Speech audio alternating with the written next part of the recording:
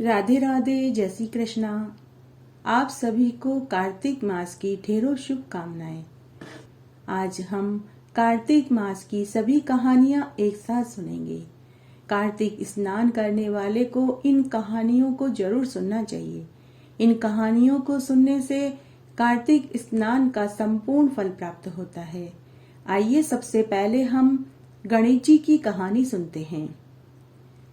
एक बार एक गांव में एक बुढ़िया माई थी। बुढ़िया माई गणेश भगवान की परम भक्त थी। वह रोज मिट्टी के गणेश जी बनाती और पूजा करती। रोज उसके गणेश जी गल जाते। तब एक बार उसकी झोपड़ी के सामने एक सेठ का मकान बन रहा था। बुढ़िया माई सेठ जी के मकान के पास गई और मकान बनाने वाले कारीगरों से विनती करने लगी कि मुझे तुम लोग पत्थर के गणेश जी की मूर्ति बना कर के दे दो। लेकिन सभी कारीगरों ने मना कर दिया। उन्होंने कहा कि जितनी देर तक हम तेरे लिए पत्थर के गणेश जी की मूर्ति घड़ेंगे उतने में तो हम एक दीवार चुन देंगे। बुढ़िया माई बोली कि राम जी करे तुम्हारी यह दीवार टेढ़ी हो जाए। जब शाम तक वह दीवार बनकर तैयार हुई तो अचानक से दीवार टेढ़ी हो गई। इस तरह वे कारीगर 5 दिन तक एक ही दीवार चुनते, परंतु शाम होते ही वह दीवार टेढ़ी हो जाती, जिसे वे रोज ढा देते। इस तरह 5-6 दिन निकल गए। तब एक दिन उस मकान का सेठ जी अपने मकान को देखने के लिए आया। सेठ जी ने अपने मकान बनाने वाले कारीगरों से पूछा कि तुमने पिछले 5-6 दिन में क्या काम किया। तो कारीगरों ने सेठ जी को पूरी बात बताई कि रोज हम यह दीवार बना रहे हैं, लेकिन शाम होते होते यह दीवार टेढ़ी हो जाती है। तो हम पिछले 7 दिन से यही दीवार बनाने में लगे हैं, लेकिन शाम होते होते दीवार टेढ़ी हो जाती है, तो हमें उस दीवार को ढहा देना पड़ता है। तब उन कारीगरों में एक बड़ा ही समझदार कारीगर था। उसने सेठ जी से कहा कि सेठ जी आपके मकान के सामने एक बुढ़िया माई रहती है। 7 दिन पहले वह बुढ़िया माई हमारे पास आई और उसने हमसे कहा कि मेरे लिए पत्थर के गणेश जी गढ़ दो, लेकिन हमने उसे मना कर दिया। उसी बुढ़िया माई ने शाप दिया है कि राम जी करे कि तुम्हारी दीवार टेढ़ी हो जाए। सेठ जी ने एक मिस्त्री को भेजकर बुढ़िया माई को बुलवाया। सेठ जी ने बुढ़िया माई से कहा कि अरे बुढ़िया माई, मैं तेरे लिए सोने के गणेश जी घड़वा दूंगा, तू हमारी दीवार को सीधी कर दे, तू अपना शाप वापस ले ले। पिछले 7 दिन से मेरे कारीगर एक ही दीवार बनाने में लगे हैं, लेकिन रोज शाम होते ही दीवार टेढ़ी हो जाती है। हमारी यह दीवार सीधी ही नहीं बन रही। तो बुढ़िया माई ने अपना दिया हुआ शाप वापस ले लिया। सेठ जी ने बुढ़िया माई को सोने के गणेश जी की मूर्ति घड़वा कर दे दी। गणेश जी की मूर्ति मिलते ही उनकी दीवार भी सीधी हो गई। हे गणेश जी भगवान, जैसे आपने सेठ जी की दीवार सीधी करी वैसी सबकी करना। कहानी कहने वाले की, सुनने वाले की और हुक्कारा भरने वाले की। घटती हो तो पूरी हो, पूरी हो तो परवान चढ़े, भूले बिसरे नाम तेरे भंडार में भरे। तारा भोजन व्रत कथा। एक बार एक नगर में एक राजा था।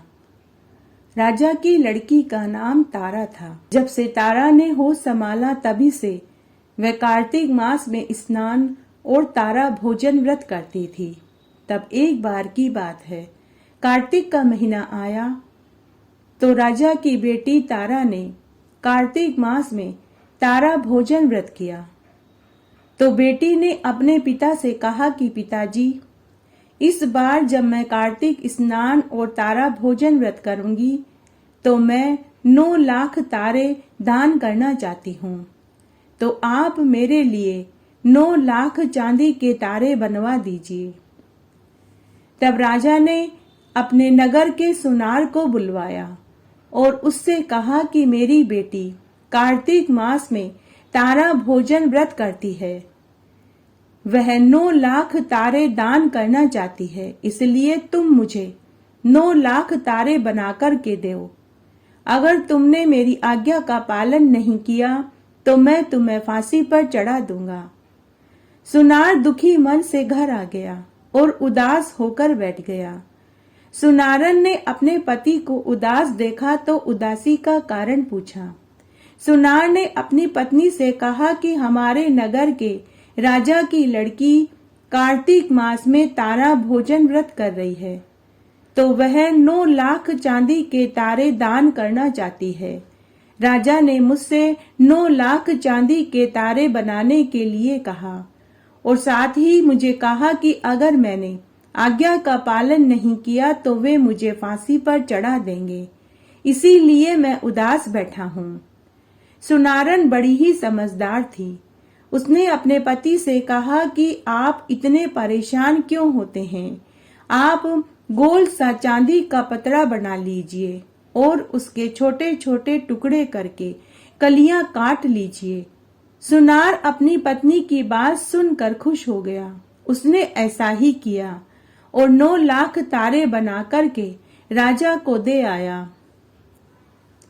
तब राजा की लड़की ने कार्तिक मास में तारा भोजन व्रत किया और 9 लाख चांदी के तारों का दान किया। इससे भगवान का सिंहासन डोल पड़ा।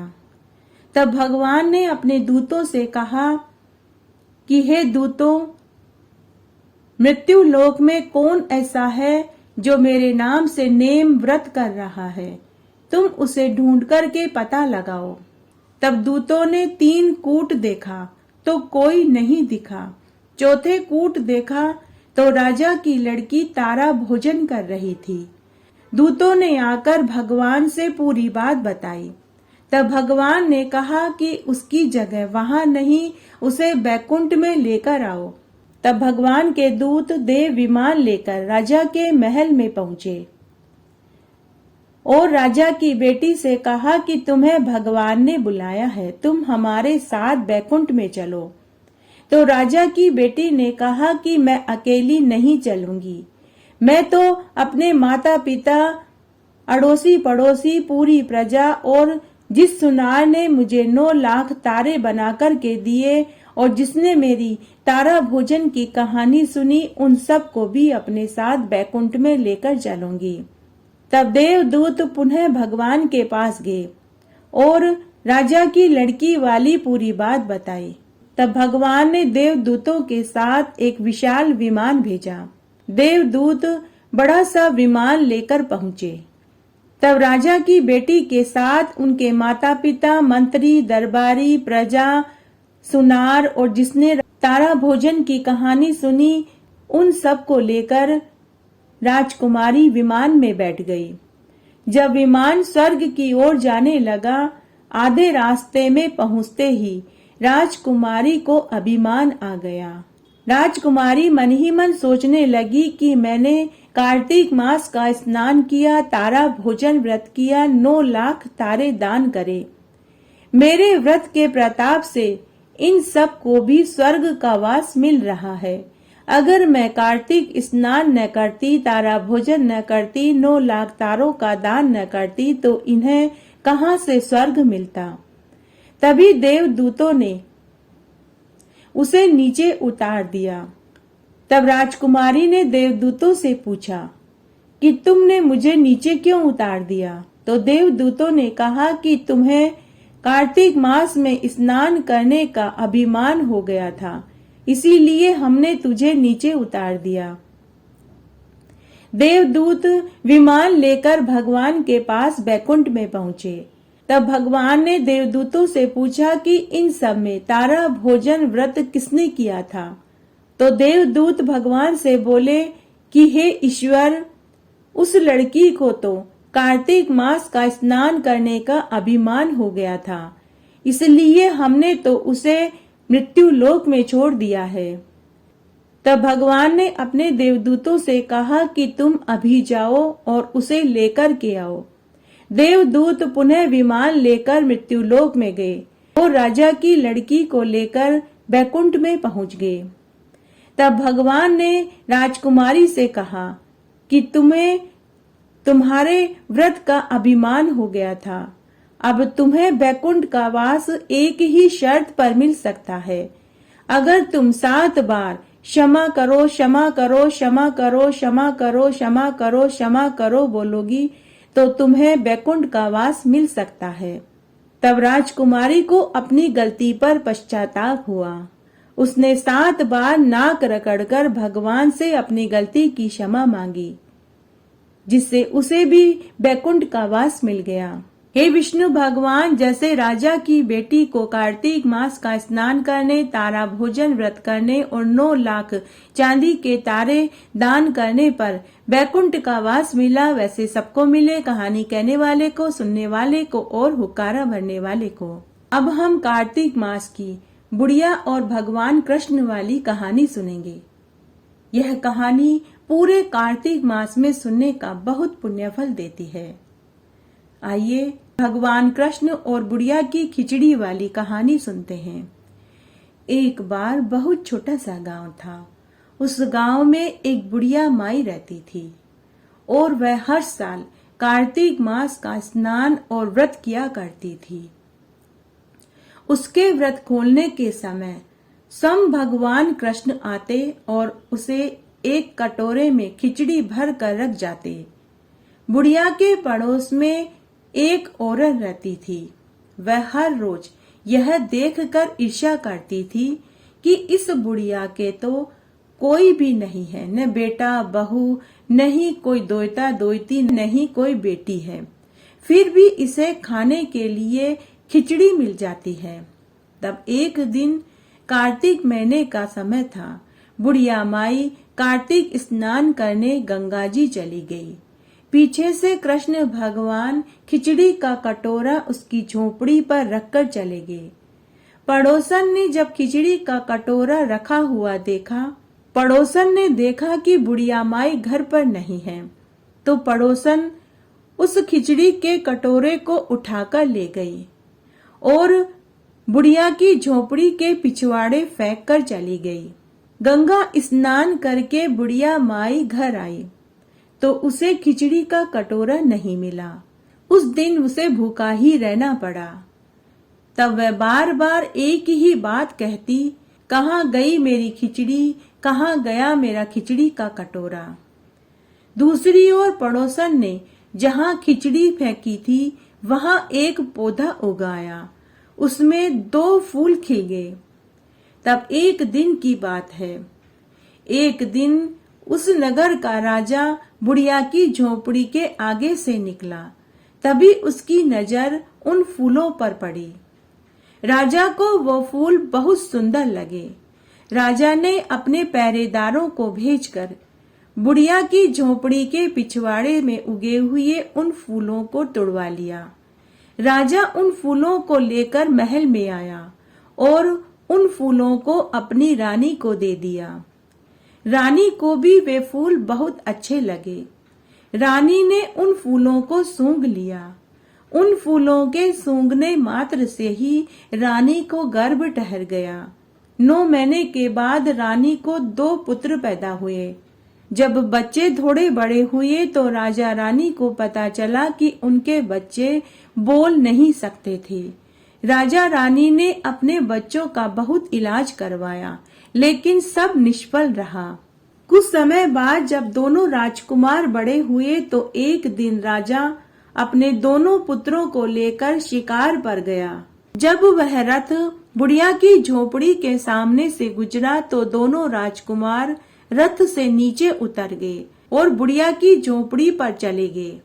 उस समय भी बुढ़िया एक ही बात बोल रही थी कि कहाँ गई मेरी खिचड़ी और कहाँ गया मेरी खिचड़ी का कटोरा। बुढ़िया की बात सुनकर दोनों राजकुमार बुढ़िया से बोले कि हम ही तेरी खिचड़ी हैं और हम ही तेरा बेला हैं। अब रोज ऐसा ही होने लगा। अब राजकुमार रोज रथ में बैठकर बुढ़िया की झोपड़ी पर जाने लगे और बुढ़िया से बातें करने लगे। एक दिन पहरेदार ने राजा रानी को यह बात बताई। राजा रानी को महान आश्चर्य हुआ।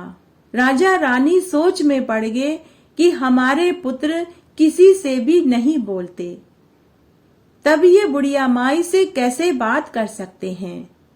राजा ने उसी समय रथ भेजकर बुढ़िया माई को महल में बुलवाया और उस बुढ़िया माई से राजा रानी ने कहा कि हमारे दोनों राजकुमार जन्म से ही किसी से नहीं बोलते हैं, तुमसे ये कैसे बोल पा रहे हैं।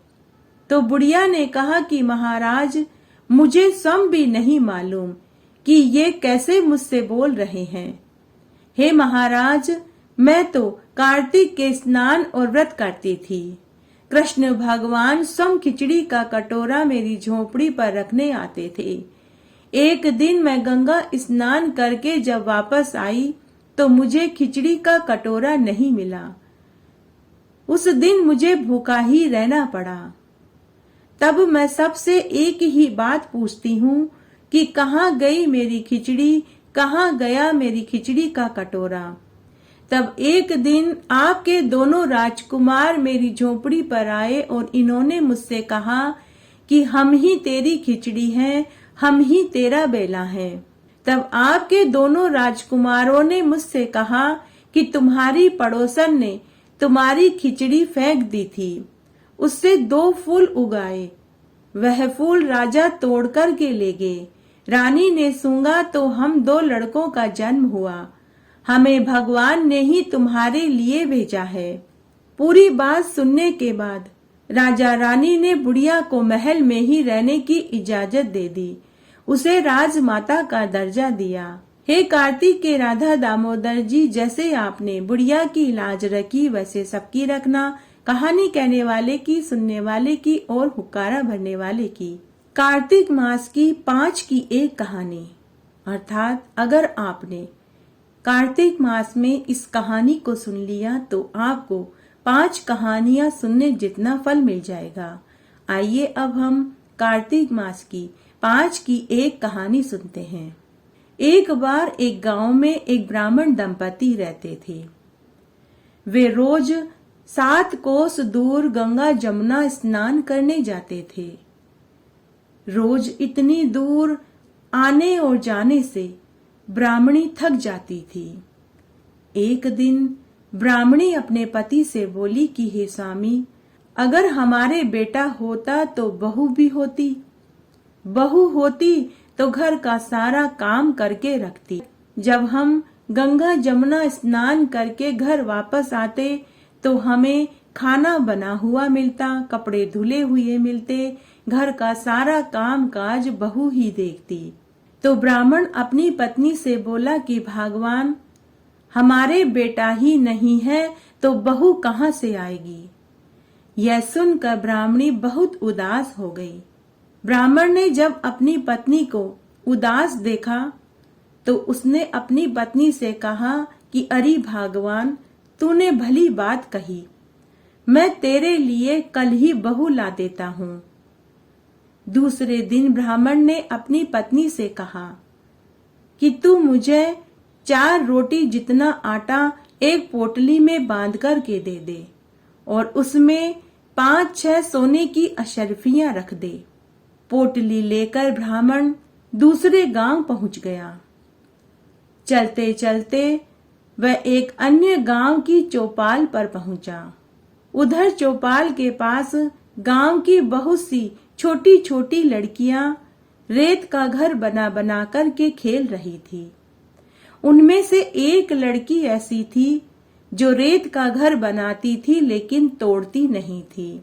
जब अन्य लड़कियां उसके रेत के बनाए हुए घर को तोड़ने लगती तो वह कहती कि मेरे घर को मत तोड़ो, मुझे घर बनाना है, बिगाड़ना नहीं। जब ब्राह्मण ने उस लड़की की बात सुनी तो उसे बहुत अच्छा लगा।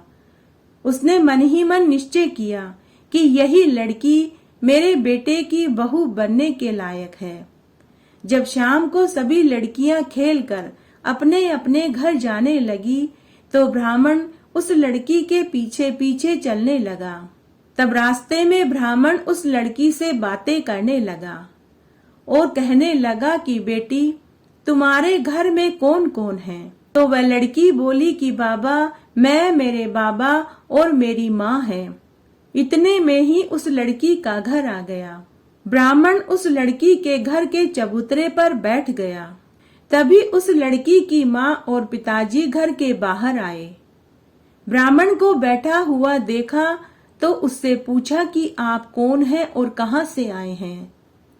ब्राह्मण ने लड़की के माता पिता से कहा कि मैं पड़ोस गांव से आया हूँ।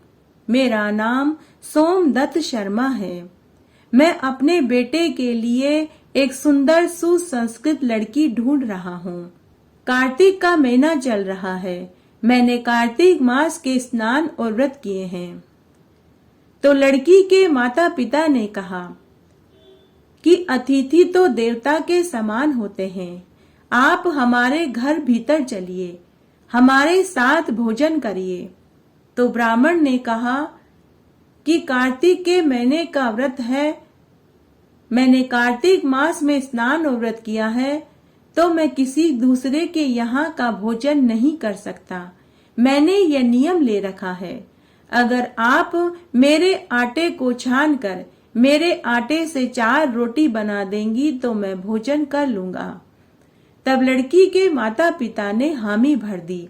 ब्राह्मण ने अपने आटे की पोटली लड़की की माँ को थमा दी। लड़की की माँ ने जैसे ही आटा छाना तो उसमें से 5-6 सोने की अशर्फियां निकली। लड़की की माँ के मन में लालच आ गया। वह मनी मन सोचने लगी कि जिसके आटे में सोने की अशर्फियां हैं वह स्वयं कितना धनवान होगा। भोजन बनने के बाद लड़की के माता पिता ने ब्राह्मण को भोजन परोस दिया। भोजन करते करते ही लड़की की माँ ने ब्राह्मण से कहा कि हे यजमान, मैं भी अपनी लड़की का विवाह करना चाहती हूँ।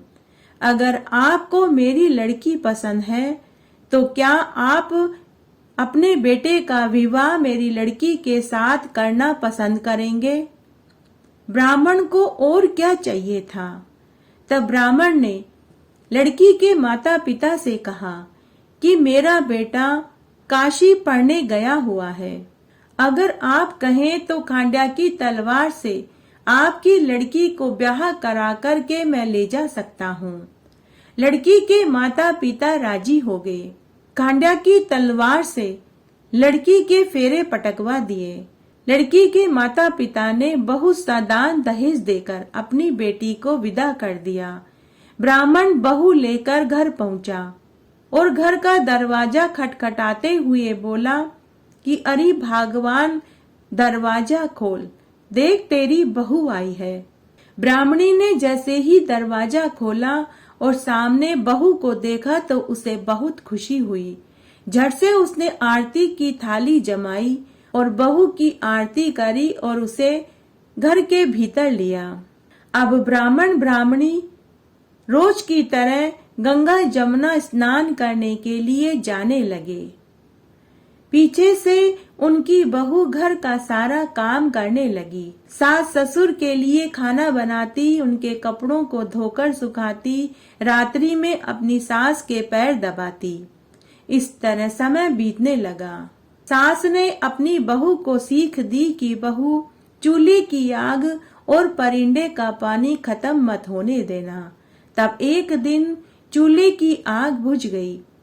बहू भागी भागी पड़ोसन के पास चूल्हे की आग मांगने गई और बोली कि मुझे आप थोड़ी सी चूल्हे की आग दे दीजिए। हमारे चूल्हे की आग बुझ गई है। मेरे सास ससुर सुबह 4 बजे से मंदिर गए हुए हैं। थके मांदे वापस लौटेंगे। मुझे उनके लिए भोजन बनाना है। पड़ोसन बोली कि अरे खांड्या की बहू, तू तो बावली हुई है। तेरे सास ससुर के कोई बेटा बेटा नहीं है। हमने तो आज तक नहीं देखा। क्या तूने देखा है? तो बहू बोली कि मेरे सास ससुर कहते हैं कि मेरा पति काशी बनारस पढ़ने गया है। पड़ोसन ने कहा कि अरे तुझे तो वो झूठ बोल रहे हैं, इनके कोई बेटा नहीं है। अब बहू पड़ोसन की सिखाई सीख में आ गई। बहू कहने लगी कि अब आप ही बताओ मैं क्या करूं। पड़ोसन बोली कि जब तेरे सास ससुर घर आए तो उन्हें जली भुनी रोटी परोस देना, अलोनी दाल परोस देना, खीर की कड़छी दाल में और दाल की कड़छी खीर में डाल देना। बहू पड़ोसन की सीख में आ गई। घर आई, उसने पड़ोसन के बताए अनुसार ही किया। शाम को सास ससुर जब घर आ रहे थे तो दूर से ही उन्होंने घर में अंधेरा देखा तो उन्हें कुछ शंका हुई। घर आए तो बहू ने उनका आदर सत्कार नहीं किया। न तो घर में झाड़ू पोछा हो रखा था और न ही उनके कपड़े धुले हुए थे। बहू ने सास ससुर को भोजन परोस दिया। भोजन करते समय सास अपनी बहू से बोली कि बहू आज तो रोटियां जली हुई है और दाल में भी नमक नहीं है। तो बहू बोली कि सासू माँ, एक दिन अगर जली हुई रोटी और अलूनी दाल खा लोगे तो कोई फर्क नहीं पड़ेगा। मुझे तो पूरी उम्र खंड्या की बहू बनकर ही बिताना है। बहू की बात सुनकर सास ससुर समझ गए कि बहू तो पड़ोसन की सिखाई सीख में आ गई है। थोड़ी देर बाद बहू पुनः पड़ोसन के पास गई और बोली कि अब बताओ मुझे क्या करना है। तो पड़ोसन बोली कि बहू, जब तेरे सास ससुर कल गंगा जमुना स्नान करने के लिए जाने लगे तो उनसे तू 7 कोठों की चाबी मांग लेना। दूसरे दिन सास ससुर गंगा जमुना स्नान करने के लिए जाने लगे तो बहू दरवाजे पर खड़ी हो गई और बोली कि मुझे 7 कोठों की चाबी चाहिए। सास ने चाबी देने से इनकार कर दिया तो ससुर जो बड़े ही समझदार थे, उन्होंने अपनी पत्नी से कहा कि भगवान इसे 7 कोठों की चाबी दे दे, आज नहीं तो कल चाबी इसे ही देनी है, फिर हम आज ही क्यों न दे दें। तब ससुर के समझाने पर सास ने 7 कोठों की चाबी अपनी बहू को दे दी। सास ससुर के जाने के बाद बहू ने एक एक कोठा खोल कर के देखा तो किसी में अन्न भरा था, किसी में धन भरा था, किसी में बर्तन भरे थे, सभी में कुछ न कुछ भरे हुए थे। जब बहू ने 7वां कोठा खोल कर के देखा तो उसमें महादेव जी, पार्वती जी, गणेश जी, लक्ष्मी जी, विष्णु भगवान, पीपल पथवारी, कार्तिक के ठाकुर जी, राय दामोदर जी, तुलसा जी का बिड़ला और गंगा जमुना बह रही थी। 36 कोटि देवी देवता वहां विराजमान थे। वहीं पर पीपल के पेड़ के नीचे चंदन की चौकी पर एक लड़का बैठा था जो तुलसी की माला जप रहा था। तब देखने के बाद बहू उस लड़के से बोली कि तुम कौन हो। तो लड़का बोला कि मैं तेरा पति हूँ, दरवाजा बंद कर दे, जब मेरे माँ बाप आए तब खोलना। यह सब देख कर बहू बहुत खुश हुई, नाचती गाती हुई। सब कोठों के उसने ताले पुनः वैसे ही लगा दिए। उसने 16 श्रृंगार करे, सुंदर सुंदर लाल रंग के वस्त्र पहने और सास ससुर के आने का इंतजार करने लगी। उस दिन उसने 56 तरह के व्यंजन बनाए।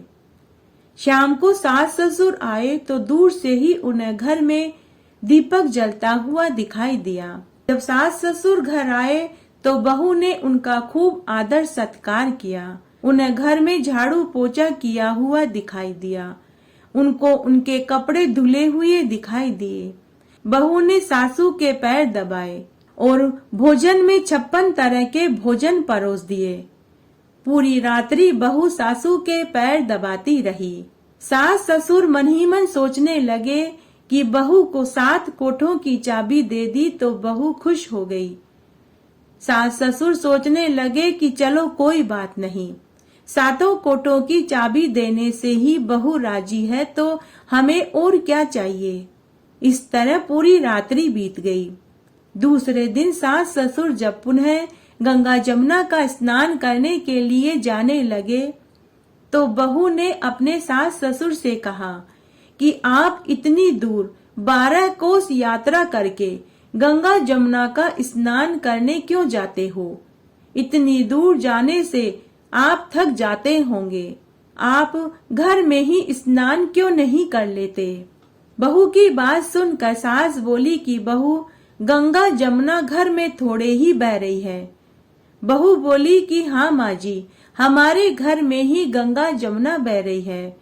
उसके बाद बहू अपने सास ससुर को लेकर 7वें कोठे में पहुंची और 7वां कोठा खोलकर अपने सास ससुर को दिखाया तो उसमें गणेश जी, लक्ष्मी जी, महादेव, पार्वती जी, पीपल पतवारी माता लहरा रही थी, तुलसा जी लहरा रही थी, कार्तिक के ठाकुर जी थे, राय दामोदर जी थे, गंगा जमुना बह रही थी, 36 करोड़ देवी देवता विराजमान थे। वहीं पर तिलक लगाए चंदन की चौकी पर एक लड़का तुलसी की माला जप रहा था। ब्राह्मणी ने लड़के से कहा कि तू कौन है? लड़के ने कहा कि माँ, मैं तेरा ही बेटा हूँ। ब्राह्मणी बोली कि तू कहाँ से आया? लड़के ने कहा कि मुझे तो कार्तिक के देवता ने आपके लिए भेजा है। ब्राह्मणी बोली कि बेटा, यह दुनिया कैसे जानेगी? कैसे जानेगा मेरा घर का धनी? क्या जानेंगी मेरी देवरानी जिठानी? क्या जानेंगे मेरे अगल बगल के पड़ोसी कि तू मेरा ही बेटा है? उसके बाद बुढ़िया ने विद्वान पंडितों से सलाह ली। विद्वान पंडितों ने कहा कि एक तरफ तेरे बेटा बहू को खड़ा किया जाएगा, दूसरी तरफ बुढ़िया माई तुझे खड़ा किया जाएगा। तुझे चमड़े की अंगिया पहनाई जाएगी। अगर तेरी छाती में से दूध की धार निकलकर तेरे बेटे की दाढ़ी बूंछ पर गिरे, पवन पानी से तेरे बेटा बहू का गठजोड़ा हो जाएगा तो वह तेरा ही बेटा माना जाएगा। तब पूरे गांव वालों को एकत्र किया गया।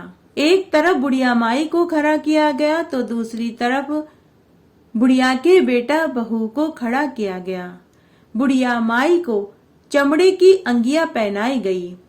तभी चाम की अंगिया फट गई, छाती में से दूध की धार निकली, बेटे की ढाडी मूंछ भीग गई, पवन पानी से बेटा बहू का गठजोड़ा बंध गया। ब्राह्मण ब्राह्मणी की तो खुशी का ठिकाना ही नहीं रहा। वे बहुत खुश हुए। पूरे गांव वालों ने यह दृश्य देखा। सभी ने कहा कि यह तो बुढ़िया का ही बेटा है।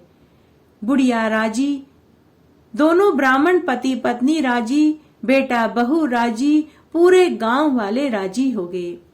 हे कार्तिक के ठाकुर राई दामोदर जी भगवान, जैसे आपने ब्राह्मणी को बहू बेटा दिया, उनका घर खुशियों से भर दिया, वैसे सबका भरना, कहानी कहने वाले का, सुनने वाले का और हुक्कारा भरने वाले का। आइए अब हम कार्तिक मास की गंगा जमुना की पवित्र पौराणिक कथा सुनते हैं। प्राचीन समय में एक बहुत छोटा सा गांव था। उस गांव में 2 बहनें रहा करती थी। एक बहन का नाम गंगा तो दूसरी का नाम जमुना था। एक बार दोनों बहनें एक साहूकार के खेत से गुजर रही थी तो जमुना ने जौ के तेरे दाने तोड़कर खा लिए। उसे देखकर गंगा बोली कि अरे बहन, तुझे तो ग्रहण लग गया, तूने चोरी करी है। इस पर जमुना बोली कि बहन, अब मेरा यह ग्रहण कैसे उतरेगा? गंगा ने कहा कि तुझे 12 साल तक साहूकार के यहाँ नौकरी करनी पड़ेगी, तभी तेरा यह पाप धुलेगा, तभी तुझे इस ग्रहण से मुक्ति मिलेगी। तब जमुना साहूकार के यहाँ नौकरी के लिए गई और अपने लिए काम मांगने लगी। साहूकार ने उसे काम पर रख लिया, लेकिन जमुना ने कहा कि मैं आपके सभी काम करूंगी, लेकिन 4 काम नहीं करूंगी। झूठे बर्तन नहीं मांजूंगी, झाड़ू नहीं लगाऊंगी, बिस्तर नहीं बिछाऊंगी और दिया नहीं जलाऊंगी। साहूकार राजी हो गया। इस तरह जमुना साहूकार के यहाँ काम करने लग गई। 12 साल के बाद कुंभ का मेला भरा तो साहूकार दंपति कुंभ स्नान के लिए जाने लगे। जमुना ने जब उन्हें कुंभ स्नान के लिए जाते हुए देखा तो उसने साहूकार को सोने का टका दिया और सोने का टका देते हुए कहा, आप उसे ये सोने का टका दे देना, इससे वह अपने हाथों में सोने की चूड़ियां बनवा लेगी। साहूकार दंपति कुंभ के मेले में गंगा स्नान करने गए। वहां उन्होंने सोने का टका दे दिया। गंगा नदी ने गंगा में से एक हाथ बाहर निकाला और साहूकार दंपति से सोने का टका ले लिया और कहा कि मेरी बहन जमुना को कहना कि उसके 12 बरस पूरे हो गए हैं, अब वह यहाँ वापस आ सकती है। साहूकार दंपति वापस घर आए। तब जमुना मटके में पानी भर रही थी। दोनों जमुना से बोले कि हमने सोने का टका तेरी बहन गंगा को दे दिया और उसने कहा कि तेरे 12 बरस पूरे हो गए हैं, इसलिए अब तुम वापस जा सकती हो। यह समाचार सुनते ही वहां जमुना की सहस्त्र धारा फूट पड़ी। माँ जमुना जी का यह रूप देखकर साहूकार दंपति परेशान हो गए कि हमारे घर में जमुना माता आ गई, हमें तो ग्रहण लग गया, हम यह ग्रहण कैसे उतारेंगे। जमुना भागकर गंगा माता के पास पहुंच गई। तब गंगा ने अपनी बहन जमुना से कहा, तू साहूकार दंपति से कुछ कहकर आई या बिना बताए आ गई। तब जमुना बोली कि मैं तो कुछ भी बता कर के नहीं आई। गंगा ने कहा कि तू जा और उन्हें धीरज बंधा कर के आ, नहीं तो जीवन भर वे अपने आप को माफ नहीं कर पाएंगे। गंगा के कहने पर जमुना माता साहूकार दंपति के पास गई और उन्हें साक्षात दर्शन देकर बोली कि तुम दोनों उदास क्यों बैठे हो, उठो, खाओ पियो और मौज करो। तब साहूकार दंपति बोले कि हम कैसे उठकर खाना पीना खाएं, हमें तो ग्रहण लग गया है क्योंकि हमने तुमसे घर का सारा काम करवाया, अब हमारे ऊपर तो पाप चढ़ गया है। तब जमुना साहूकार दंपति से बोली कि तुम्हें कोई ग्रहण नहीं लगा है, ग्रहण तो मुझे लगा था। एक बार मैंने तुम्हारे खेत से जौ के 13 दाने तोड़ कर खाए थे। मैं तो अपना ग्रहण उतारने तुम्हारे घर आई थी। मेरा ग्रहण तुम्हारे घर में 12 बरस तक काम करने से उतर गया, उससे मुझे मुक्ति मिल गई। जमुना माता ने उन्हें ढेर सारा आशीर्वाद दिया, धन धान्य का वरदान दिया, धन पुत्र पौत्र का आशीर्वाद दिया और अंतर्धान हो गई। जमुना माता ने जाते जाते साहूकार दंपति के घर को ठोकर मारी तो उनका घर धन धान्य से भर गया। जमुना माता ने उन्हें धनवान पुत्रवान होने का आशीर्वाद दिया। कुछ सालों में ही साहूकार दंपति पहले से भी अधिक अमीर हो गए और उन्हें 2 जुड़वा पुत्र पैदा हुए। हे जमुना माता, जैसे आपने साहूकार व साहूकारनी की मुक्ति कराई, वैसे सबकी कराना, कहानी कहने वाले की, सुनने वाले की और हुक्कारा भरने वाले की। कार्तिक मास में सभी कथा कहानियों के साथ राम लक्ष्मण और सीता माता की कहानी भी सुननी चाहिए। आइए अब हम राम लक्ष्मण और सीता माता के नितनेम की कहानी सुनते हैं। जय जय श्री राम। भगवान श्री राम लक्ष्मण और माता सीता पिता दशरथ जी की आज्ञा का पालन करने के लिए वनवास में चले गए। चलते चलते रास्ते में सारे तीर्थ जैसे गंगा, यमुना, गोमती वगैरह में उन्होंने तर्पण किया। वन के कंद मूल फल खाकर जीवन यापन करने लगे।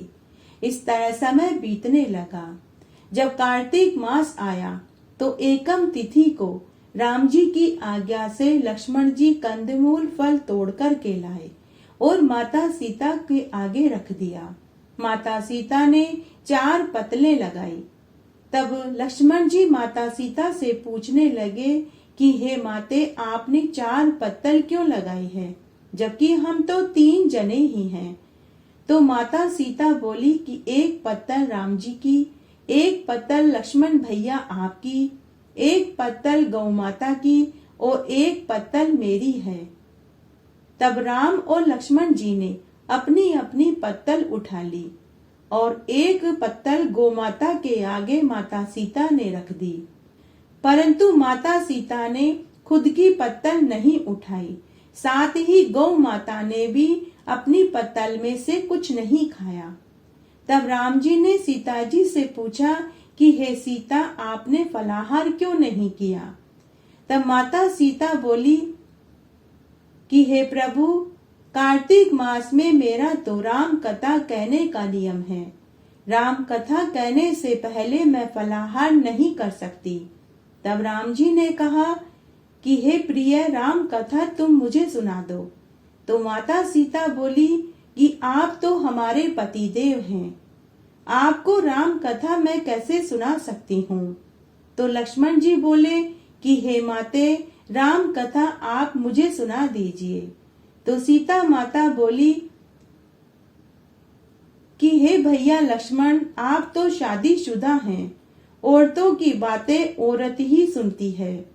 तब लक्ष्मण जी विचार करने लगे कि हम तो वन में रह रहे हैं, यहाँ वन में औरतें कहाँ से आएगी। तब लक्ष्मण जी ने धरती पर एक माया नगरी बसा दी। उस नगरी की सभी चीजें जैसे महल मालिया, बर्तन, कपड़े, काम करने की सारी चीजें सोने की थी। उस नगरी का नाम सोन नगरी था। लक्ष्मण जी ने उस नगरी का नाम सोन नगरी रख दिया। उस सोने की नगरी में सभी आदमी औरत सभी घमंडी थे। उस नगरी में कोई भी गरीब नहीं था, सभी अमीर थे।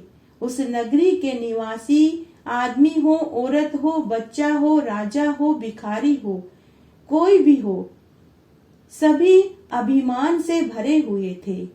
राजा से लेकर भंगी तक घमंड में पागल थे। तब लक्ष्मण जी ने माता सीता से कहा कि हे माते, इस वन से थोड़ा आगे जाने पर आपको एक सोने की नगरी मिलेगी। वहां कुएं पर गांव की बहुत सी औरतें पानी भरने जरूर आएंगी। आप उन पनिहारिनों को राम कथा सुनाकर आ जाइए। तब माता सीता कुएं पर गई। वहां बहुत सी पनिहारिनें पानी भर रही थी। तब माता सीता ने देखा कि उन सभी पनिहारिनों ने रेशमी कीमती वस्त्र पहन रखे थे। उनका मटका, झालर, ईंडी सब सोने की थी। सीता जी कुएं की पाल पर जाकर बैठ गई और औरतों से बोली कि राम राम।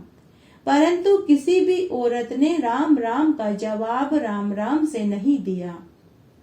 वे सभी अभिमान में डूबी हुई थी। थोड़ी देर के बाद एक कुंवारी कन्या आई। माता सीता ने उसे भी राम राम कहा, लेकिन उसने भी राम राम का जवाब राम राम से नहीं दिया। माता सीता ने उस कन्या से कहा कि बेटी, क्या तुम मेरी राम कथा सुन लोगी? तो वह कन्या बोली कि आपकी राम कथा सुनने का मेरे पास समय नहीं है, मैं तो अपने घर जा रही हूँ। माता सीता ने उससे कहा कि बेटी, मेरे राम लक्ष्मण भूखे हैं। तो वह कन्या बोली कि कौन राम लक्ष्मण? मैं किसी को नहीं जानती, मैं तो अपने घर जा रही हूँ। मुझे मेरी माँ भोजन खाने के लिए बुला रही है। ऐसा कहकर वह कन्या अपने घर को चली गई। उस कन्या की बात से माता सीता को क्रोध आ गया। उनके क्रोध आने से उस नगरी को शाप लग गया। उनकी सोने की नगरी पीतल की हो गई। जब कन्या अपने घर पहुंची तो माँ ने कहा कि बेटी, तेरे जेवर, मटका और ईंडनी सब पीतल की कैसे हो गई? लड़की ने कहा कि मुझे तो पता नहीं, मैं तो सब सोने की ही पहनकर गई थी। परंतु कुएं पर एक बहुत सुंदर सी तपस्विनी बैठी हुई है। उसने मुझसे कहा कि मेरी राम कथा सुन लो, परंतु मैंने उसकी राम कथा सुनने से मना कर दिया। शायद उसने ही कोई टोना टोटका किया होगा। माँ अपनी बेटी से बोली कि बेटी अभी तुरंत वापस जाओ और उनकी राम कथा सुनकर के आओ। वह तपस्विनी नहीं बल्कि वह तो माता सीता है। बेटी वापस जाओ, हमारे घर की रिद्धि सिद्धि लेकर आओ। बेटी अपनी तो पूरी ही नगरी पीतल की हो गई, लेकिन कन्या बोली कि माँ अब मैं वापस नहीं जाऊंगी। तभी बेटे की बहू अपनी सास से बोली कि सासू माँ अगर आपकी आज्ञा हो तो क्या मैं माता सीता के दर्शन कराऊं और साथ में राम कथा भी सुन आऊं। सास बोली कि जाओ बहू, जरूर जाओ, माता सीता के दर्शन भी करना और उनकी राम कथा भी सुनकर के आना। हमारे गहने कपड़े, मटकी और ईंडी सभी पीतल की हो गई। तब बहू मटकी ईंडी लेकर कुएं की पाल पर जाकर बैठ गई। कुएं में से पानी भरती और वापस मटका कुएं में खाली कर देती। ऐसा उसने कई बार किया। माता सीता उसे ऐसा करते हुए देख रही थी। तब माता सीता ने बहू से कहा कि बहू, तुम्हारे घर में कोई कामकाज नहीं है क्या, जो तुम कुएं में से पानी भरती हो और वापस पानी कुएं में ही उड़ेल देती हो।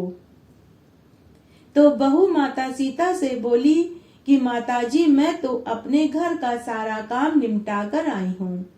तब माता सीता बोली कि बहू, तूने मुझे माताजी कहा, यह सुनकर मुझे बहुत खुशी हुई। बहू, अगर तुम्हारे पास समय हो तो क्या तुम मेरी राम कथा सुन लोगी? तो बहू बोली कि हाँ माताजी, मैं आपकी राम कथा जरूर सुनूंगी। आप अपनी राम कथा मुझे सुनाइए। मैं आपकी राम कथा सुनकर ही घर जाऊंगी। तब माता सीता कहने लगी, चंदन की चौकी, मोतियों का हार, राम कथा हमारे गले का हार। राम ध्याऊं, राम मनाऊं, राम कहे तो परदेश जाऊं। सीता जी ने बहू से कहा कि बहू, तूने मृत्यु लोक में मेरी इज्जत रखी, भगवान तेरी इज्जत रखेंगे। तूने मृत्यु लोक में मेरी सहायता करी, भगवान स्वर्ग लोक में तेरी सहायता करेंगे। सीता जी ने राम कथा सुनानी शुरू करी और बहू राम कथा सुनने लगी। माता सीता बोली, आओ राम, बैठो राम, जल भर झारी लाई राम, कीकर की दातून लाई राम, ठंडा जल भर लाई राम। सपरिवार पधारो राम, जुगला टोपी पहनो राम, कड़ा किलगी पहनो राम, माखन मिश्री लाई राम। माखन मिश्री खाओ राम, स्वर्ण सिंहासन लाई राम, स्वर्ण सिंहासन बिराजो राम, झालर टिकरा लाई राम। झालर टिकरो बजाऊं राम, शंख ध्वनि लाई राम। जुग जुग पांव लागो राम, निरखता रोमन मोहे राम। शरण अपनी ले लो राम, दूध कटोरा लाई राम। सीता चरण दबाए राम, सुखवर सेज सो राम। झालर पंखा ढोलो राम, हमें राम तुम्हें राम। रोम रोम में बसो श्री राम, घट घट में विराजो श्री राम। मुख में तुलसी बोलो राम, खाली बैठे क्या काम। जब बोलो जब राम ही राम, बोलो पंछी राम ही राम। पूर्ण होवे सब काम, मेवा चिरंजी लाई राम। रुच रुच भोग लगाओ राम, खट्टा मीठा चखो राम। चरखा परखा लाई राम, चरखा परखा चखो राम। जो भाई सो ले लो राम, मन में धोखा रखना न राम। इस तरह राम कथा पूरी हुई। तब माता सीता बोली कि बहू, तुमने हमारी राम कथा सुनी, हमारी सहायता करी, तुमने हमारे भूखे राम रक्षण को खाना खिलवाया। भगवान तुमको सातों स्वर्ग का सुख देंगे। सीता माता का आशीर्वाद लेकर बहू जब घर जाने लगी तो सीता माता ने अपने गले का सोने का हार उतारकर बहू को पहना दिया। उसके बाद बहू पानी भर कर घर आई तो सासू से बोली कि सासू जी, मेरा मटका सिर से उतार दो। सासू बोली कि बहू, हीरा पन्ने के गहने, कपड़े, मटका, सिर का झालर, ईंडी हीरा से झिलमिला रहे हैं। ये सभी चीजें तू कहाँ से लाई? राजा जी सुनेंगे तो हमें दंड देंगे। तो बहू बोली कि मैं तो माता सीता से राम कथा सुनकर आ रही हूँ, उन्हीं की कृपा से यह सब कुछ हुआ है। सास बोली कि बहू, अब तो तुम रोज राम कथा सुनने जाया करो और फिर तुम मुझे भी सुनाया करो। अब बहू रोज माता सीता के पास राम कथा सुनने के लिए जाने लगी और घर आकर अपनी सास को राम कथा सुनाने लगी। इस तरह सुनते सुनते 1 बरस बीत गया। तब एक दिन बहू ने माता सीता से कहा कि हे माता जी, मुझे 1 बरस आपकी राम कथा सुनते हो गया है। मैं इस कहानी का उद्यापन करना चाहती हूँ। कृपया करके आप मुझे राम कथा की कहानी का उद्यापन विधि बताइए। तब सीता माता बहू से बोली कि बहू, 7 लड्डू और 1 नारियल लेना, फिर उनके 7 भाग करना। 1 भाग मंदिर में चढ़ाना तो मंदिर बनाने जितना फल मिलेगा। 1 भाग तालाब पर चढ़ाना तो तालाब खुदवाने जितना धर्म मिलेगा। 1 भाग भागवत पर चढ़ाना तो भागवत सुनाने जितना फल मिलेगा। 1 भाग तुलसी क्यारे में चढ़ाना तो तुलसा विवाह करवाने जितना फल मिलेगा। 1 भाग कुंवारी कन्या को देना तो कन्यादान करने जितना फल मिलेगा। 1 भाग ब्राह्मण को देना तो ब्राह्मण को भोजन कराने जितना फल मिलेगा। 1 भाग सूर्य भगवान को देना तो 33 कोटि देवी देवताओं को भोग लगाने जितना तुम्हें फल मिलेगा। राम कथा की कहानी की उद्यापन विधि जानने के बाद बहू जल्दी जल्दी घर आई। 7 लड्डू और 1 नारियल लिया। उनके 7 बराबर के भाग किए। 1 भाग मंदिर में, 1 भाग तालाब में, 1 भागवत पर, 1 तुलसी क्यारे में, 1 कन्या को, 1 ब्राह्मण को, 1 सूर्य भगवान को चढ़ाया। सूर्य भगवान को चढ़ाते ही 33 कोटि देवी देवताओं को भोग लगाने जितना उसे फल मिला। उसके बाद बहू वापस माता सीता के पास आई और बोली कि माता जी, मैंने राम कथा की कहानी का उद्यापन कर दिया। तो माता सीता बोली कि बहू, अब तुम बैठ जाओ। 7 दिनों बाद तुम्हारे घर बैकुंठ धाम से देव विमान आएगा। तुम उसमें बैठकर बैकुंठ धाम चली जाना। 7 दिन के बाद बैकुंठ धाम से रिमझिम करता हुआ विमान आया। बहू अपनी सास से बोली कि सासू जी, देव विमान आया है, आप भी मेरे साथ चलिए। तो सासू बोली कि बहू, मैं अकेली कैसे जाऊं? अपने ससुर को ले लो, माता पिता को ले लो, भाई बंधु कुटुंब कबीले को ले लो, अड़ोसी पड़ोसी को ले लो। तो बहू ने विमान में सबको बिठा लिया। फिर भी विमान खाली था। तभी ननद भागी भागी आई और बोली कि भाभी, मुझे भी विमान में बैठा लो। उसके ऐसा कहते ही विमान भर गया। तब बहू माता सीता से बोली कि माता जी, हमारी ननद रानी को भी विमान में बैठा लो। तो सीता माता बोली कि तुम्हारी ननद घमंड से भरी हुई है। हमारा विमान तो कच्चे धागे से बंधा हुआ है। अगर यह विमान में बैठेगी तो डोरी टूट जाएगी। तब ननद बोली कि भाभी जी, मैं यहाँ अकेली रहूंगी तो मुझे सांप बिच्छू खा जाएंगे। तो भाभी अपनी ननद से बोली कि बाईसा, आपकी करनी आप ही भोगो। हम अपनी करनी से सीता माता के साथ बैकुंठ जा रहे हैं। इतने में बहू अपने पति के साथ विमान में विराजमान हो गई। यह देख नगर के सभी लोग इकट्ठे हो गए और पूछने लगे कि बहू, तुमने कौन सा धर्म कर्म किया जो तुम माता सीता के साथ बैकुंठ धाम जा रही हो?